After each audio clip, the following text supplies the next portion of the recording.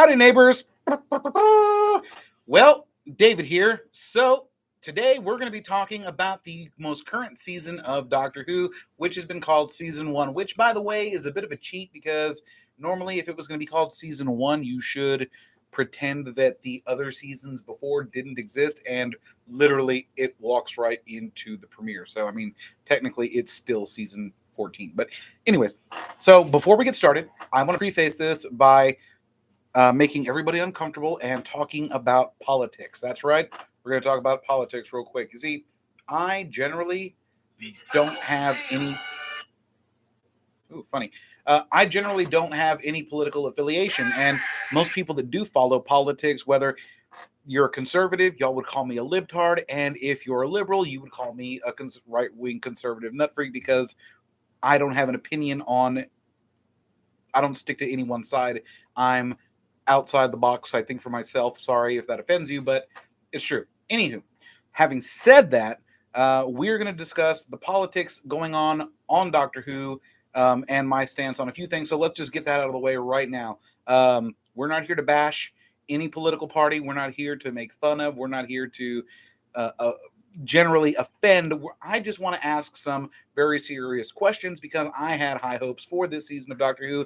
And while it wasn't bad, it wasn't really great like I was expecting. And I know a lot of other people feel the same way about how it didn't quite live up to what we were expecting from a second term from good old RTD. So, having said that, let me talk about what I expected from the show. Uh, when I heard Russell was coming back, my initial thoughts were it was going to be like the 2011 season of Beavis and Butthead. I know, completely different TV show, different genre, different everything. But Beavis and Butthead went off the air in 1997, 98, I forget which exactly year it was, but it was off the air all that time. And while that was going on, the show's creator was working on King of the Hill.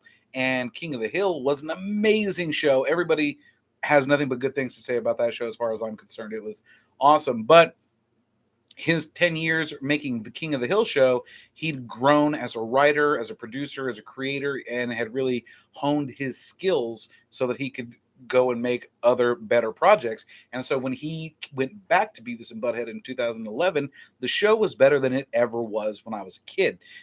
It was smarter, it was funnier, the comedy was on point. Beavis and Butthead had their nice little commentary on everything in the world from not such a smart person's point of view. And the show was just, it was amazing. And that's kind of what I was expecting for this season of Doctor Who. And it didn't deliver nearly as well as I would have liked it to. So, having said that, we're going to jump in and address a lot of the issues that people were talking about during the show. And if I'm a little rusty and I stammer, stutter, or anything like that, it's been a while since I've done one of these, especially live action, because here I am living my dream. We are in my office at David's Pizzeria here in Seguin, Texas. That's my restaurant. Everything here is from scratch. Yes, I'm going to give you a commercial while we're here.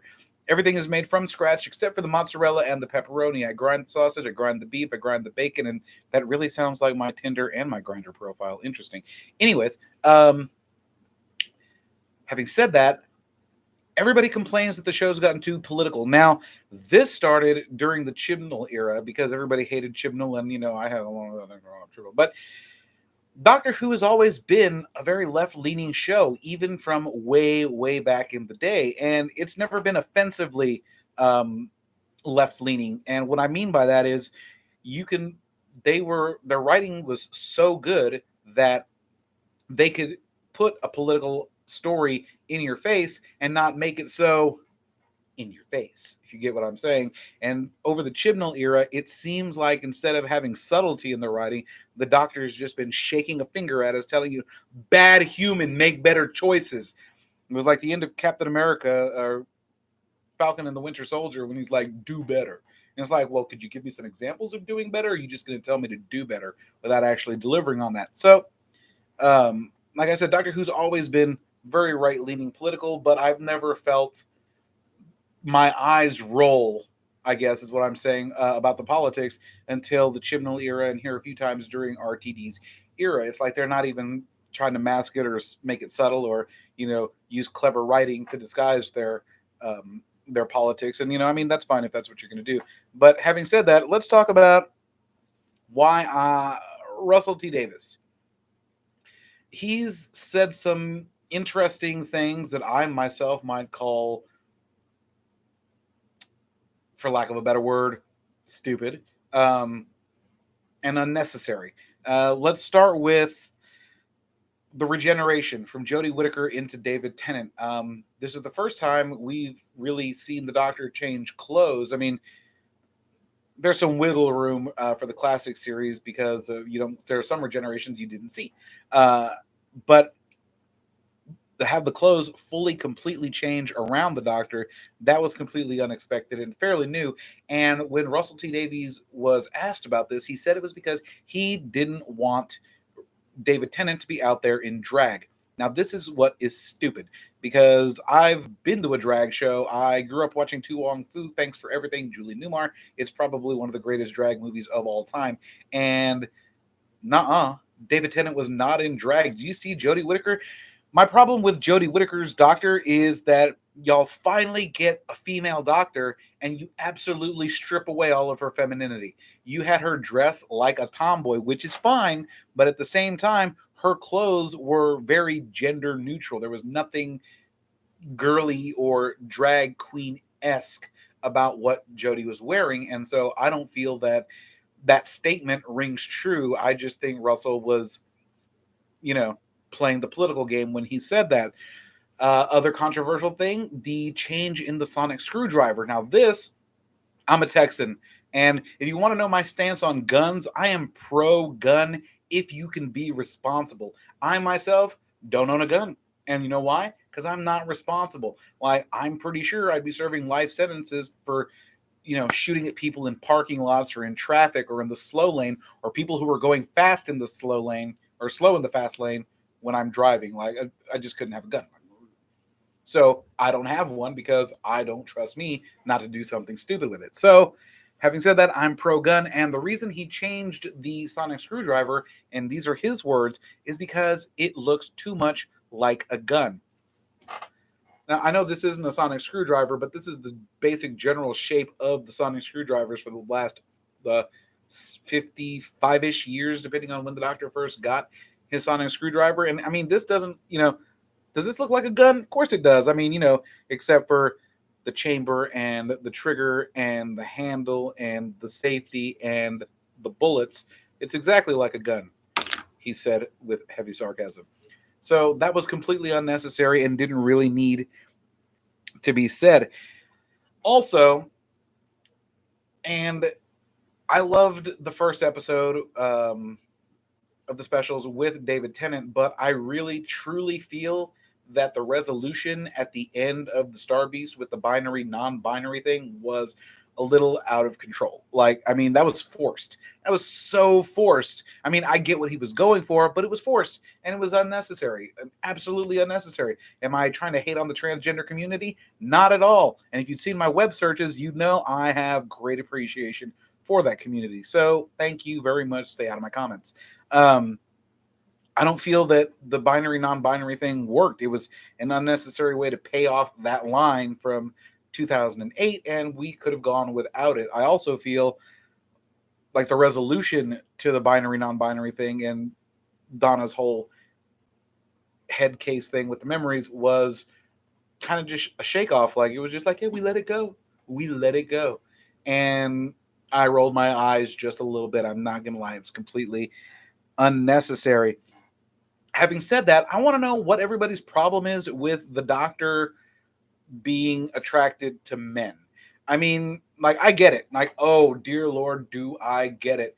Um, my issue with the woke community and the changes and things that go on with movies and TV shows is they're not really adding anything to the story. It's like, look, we're making differences. We're helping everybody by making white characters black, straight characters gay, trans, non-binary, blah blah blah, yada yada yada.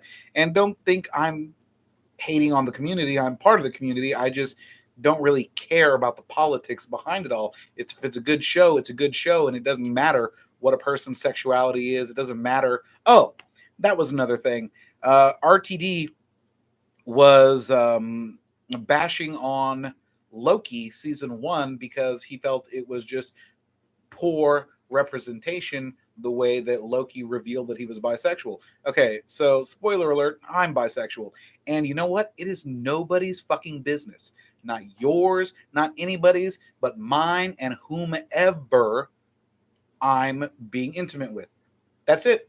As long as we are two consenting adults, it's none of your business what we do behind closed doors. So Loki doesn't have to go out and be like, I'm out, I'm loud, I'm proud, we're here, we're queer, deal with it. It's like, bro, shut up. Nobody cares. Like, have sex in your house and keep it to yourself. Nobody cares. Nobody.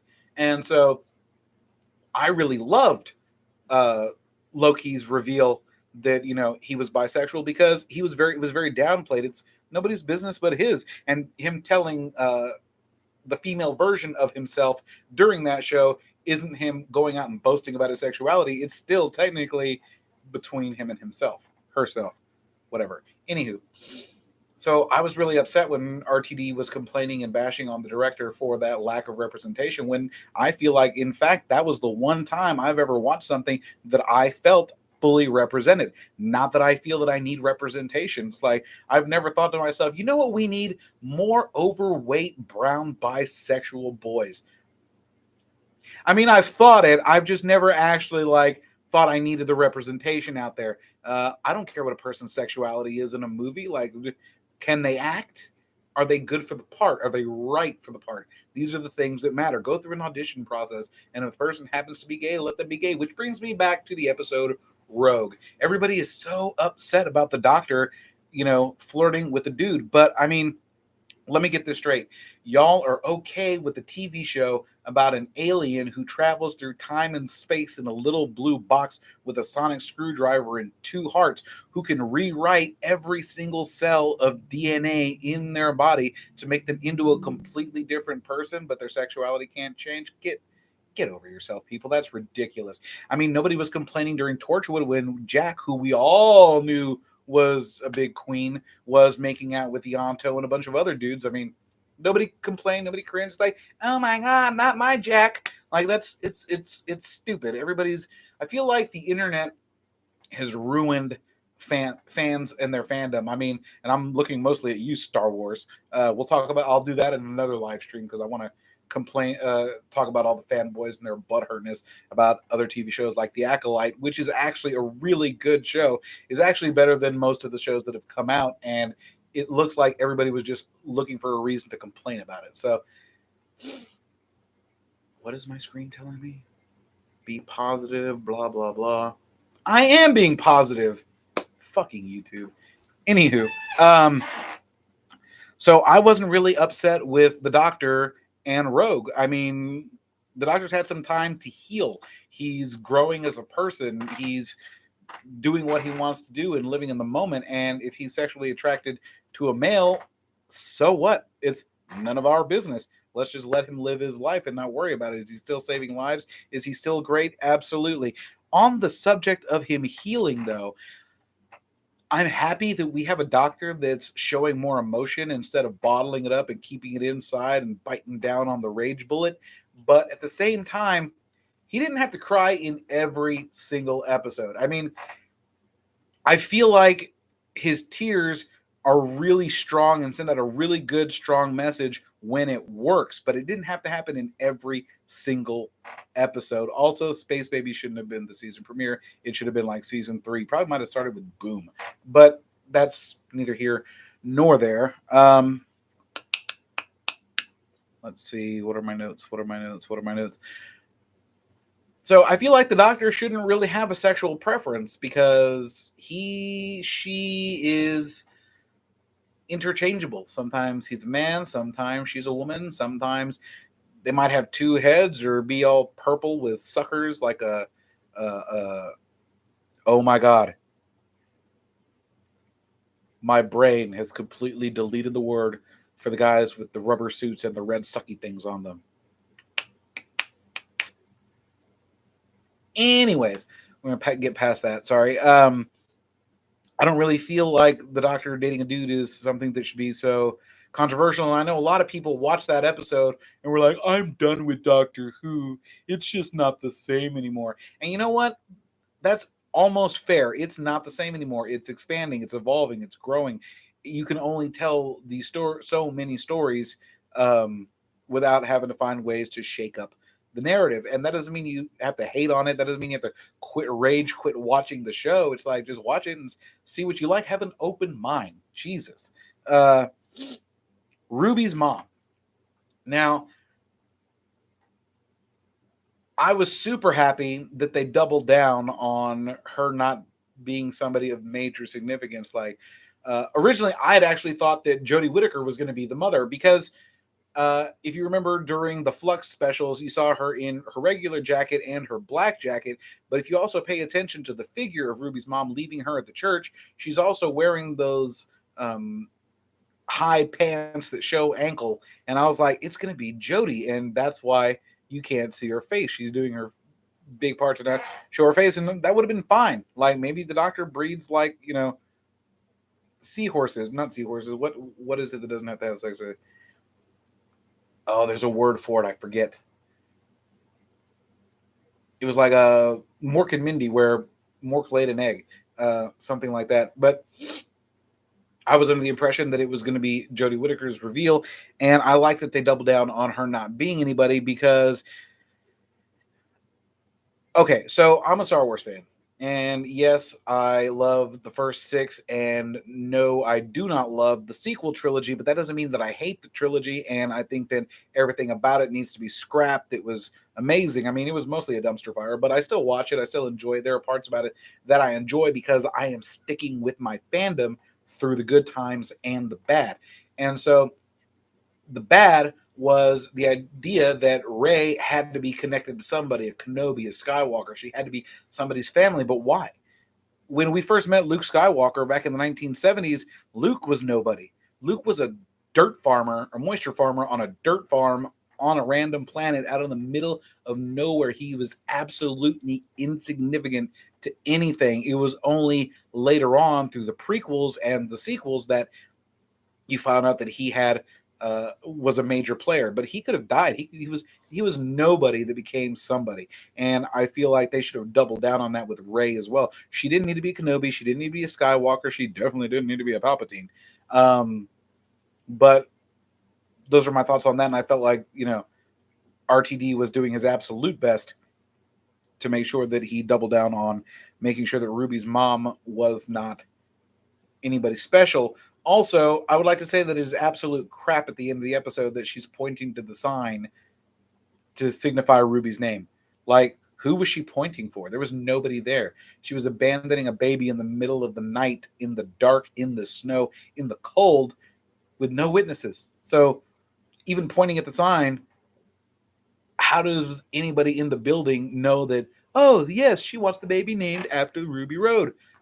Doesn't. Like, that's crap. And the reason I feel like Doctor Who came back but didn't come back as well as it could have is because RTD is a bit of a gentleman. And when I say that, we all, me included, were shitting on the Chibnall era. We all had nothing but negative things to say about it. We didn't like it. And it's not that we didn't like Jodie Whittaker. It's not that we didn't like any of the characters. But, I mean, it's been revealed that Chibnall used first drafts on more than one occasion for shooting. You don't use your first draft. And I think that Russell T Davies came back and made this season under par on purpose. Like, what? I mean, it would have looked awful if everybody, myself included, was cheering him on. Yay, Russell's coming back. It's going to be amazing. It's going to be wonderful. And then he came in just dick swinging and was like, look, great episode, great episode, great episode, great episode. I feel like he kept the Chibnallisms in there so that he wouldn't make Chibnall look and feel like he completely let down the entire fan base. And you know what? I'll say this about Chibnall's era. It should have been in the 70s or 80s. He wasn't writing modern Who. He wasn't writing new Who. All of his stories were classic Who. Like, straight up. He's got a big problem with introducing a thing, a device, a plot device that is the most important thing in the world. And you look at it, he wants you to see it. He wants you to know what it is. He wants you to know exactly how important it is for like 20 seconds. And then he just says, you know what? Fuck off with it. It's not actually that important. And I mean, that's no more present than when he does the Timeless Child thing. Which, by the way, the Timeless Child was an amazing idea.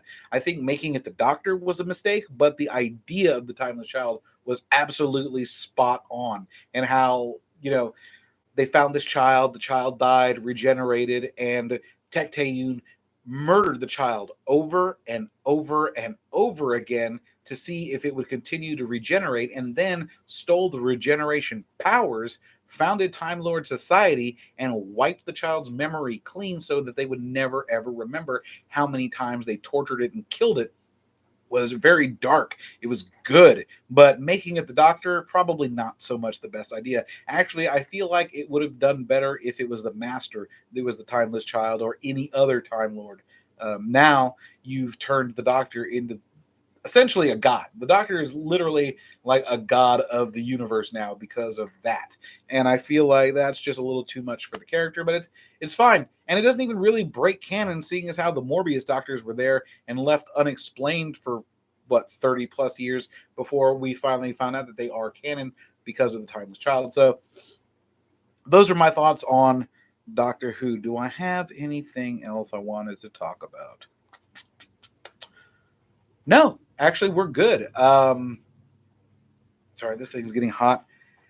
I work at a pizza restaurant. It is warm, ladies and gentlemen. It is very warm. But I really have some higher hopes for season 2/15 of the show, and hopefully with the Christmas special coming around this year, because yay, Christmas specials are back.